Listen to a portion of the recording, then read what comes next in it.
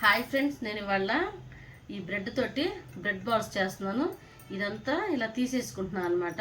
తీసేసుకుని ఇదంతా మిక్సీ పట్టుకుని ఇందులో మిల్క్ పౌడర్ కూడా వేసేసి మన గులాబ్ జామున్ లాగా, గులాబ్ జామున్ పిండితో కాకుండా ఈ బ్రెడ్ తోటి చేస్తున్నాను.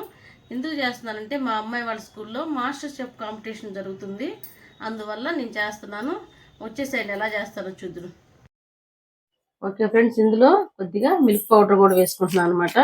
అంటే టేస్ట్ కోసము, బాల్స్ అంటే రౌండ్గా రావటం కోసం వేసుకుంటున్నాను. ఓకే ఫ్రెండ్స్, పాలు కూడా తీసుకుంటున్నాను అనమాట.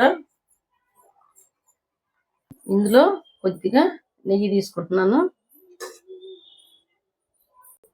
గులాబ్ జామున్ లాగా ఇలా రౌండ్గా బాల్స్ చేస్తున్నాను అనమాట. ఇదిగోండి, ఆయిల్ పెట్టాను. ఆయిల్ వీటెక్కిన తర్వాత లో ఫ్లేమ్లో ఇవి చక్కగా దోరగా వచ్చే వరకు వేయించుకుంటాను.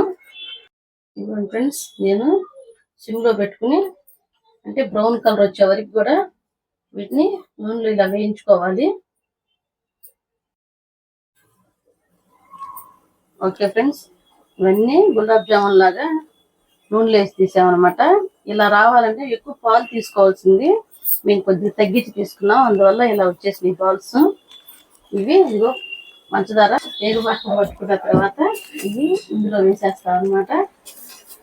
బ్రెడ్ జాములు పంచదార పాకం వేసేసామన్నమాట. ఇప్పుడు స్కూల్ దగ్గర తీసుకెళ్తున్నాము. చాలా బాగున్నాయి, తిన్నా కానీ చాలా టేస్ట్గా కూడా ఉన్నాయి.